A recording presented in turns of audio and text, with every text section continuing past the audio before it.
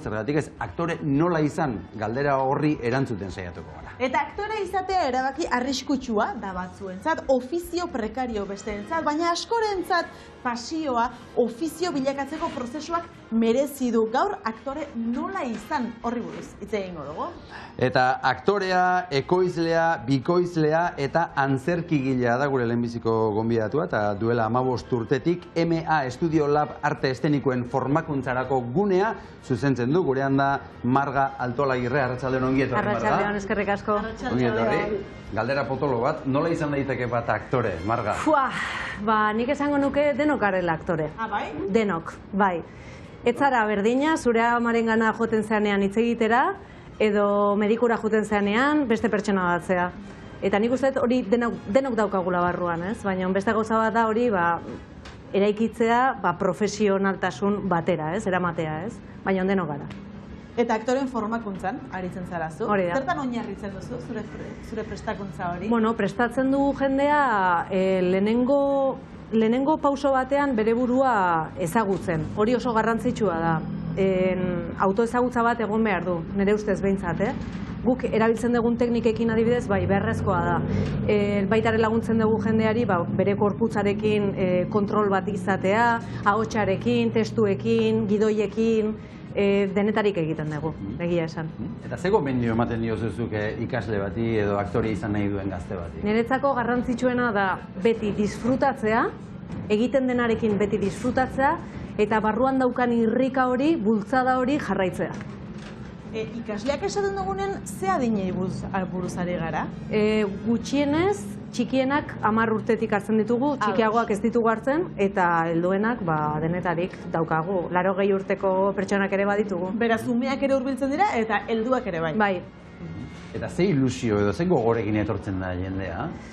Normalean etortzen da irrika berezi batekin, ez? Etortzen dira esanez, ez dakit zergatik baino nik hau egin behar dut, ez dakit zergatik baino iruditzen zait beti egin nahi izan dudan zerbait dela, eta badago jende asko beste ofizio bat egitea erabaki duela, eta gelditu zaiola hor gauzatxo bat egin gabe. Bai, har bat gelditu zaiola barruan, eta horrelako jende pila bat etortzen da. Gero baita ere etortzen dira, gazte batzuk oso argi daukatenak, unibertsitate batea sartu nahi dutenak, eta hoiei ere lagundu egiten diogu. Zor, esan dituzu momentu baten denok gehala aktorea, eta ia da, ia jende guztiari galetzen badiozu, ametxetako bat da aktorea izatea.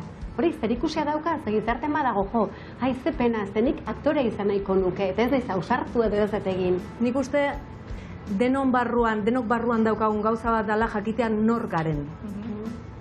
Eta antzerkiaren bidez eta interpretazioaren bidez hori lortu daiteke, beraz.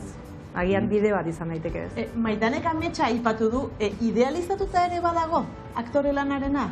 Polita da, nik uste, ez dakit idealizatuta dagoen edo ez, baina oso bizia dago denbora guztian, ez dago segurtasunik, oso bokaziotik ateratzen den gauza bat da, da montaña rusa batean bizitza bezala. Hori oso estrukturatua da narentzat, Karo, izango da, beldurra emago dira, baina beste karakteristika horrekin ez, beste pertsona askoretako bizia da. Karo, bizia da, eta askotan etortzen zaigu estruktura gehiago duten pertsonaek, etortzen dira ez, hau bizitzea, zatikan behar dute.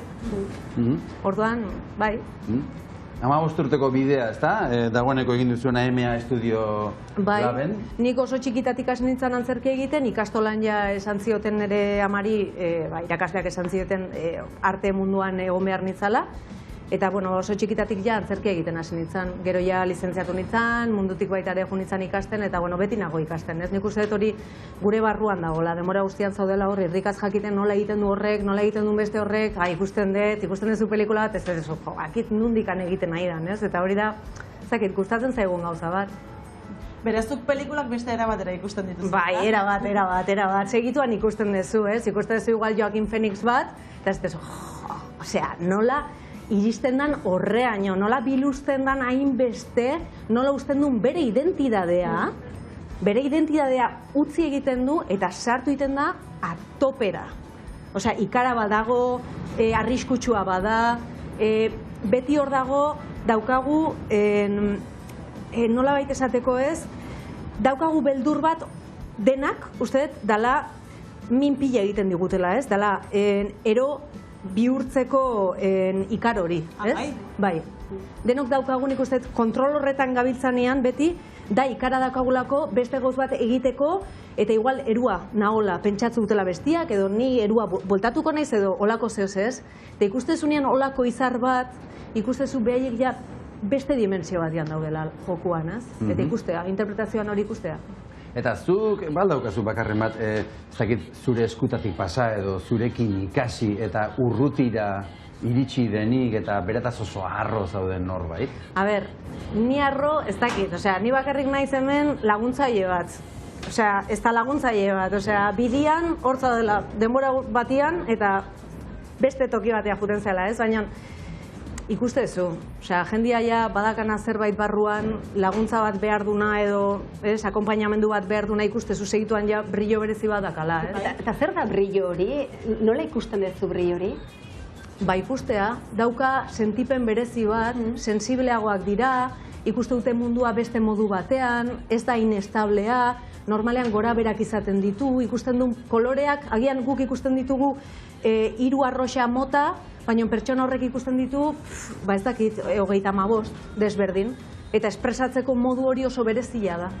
Horrela nik uste jakin dezakegula, aur bat daukagunean adibidez, gure aurra agian bokazio hori daukala, ez? Eta zuk formakuntza horretan gozatzen duzu, bide lagun horretan?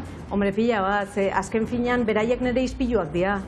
Eta ispilu bezala ikusten ditut, beraz, ikusten baden norbaiteko erronka bat daukala beste puntu batera iristeko, ikusten nik ere hori badauka dela. Ordan niretzako da, opari bat. Euskal Herrian ere artista handiak daude, uste duzu talentu handia dagoela? Bai, benetan, pentsatu dut gaina, nik uste daukagun zena dela oso sakona. Daukagu hor izateko modu bat sakona, indartsua, bai, berezitasun bat daukagu.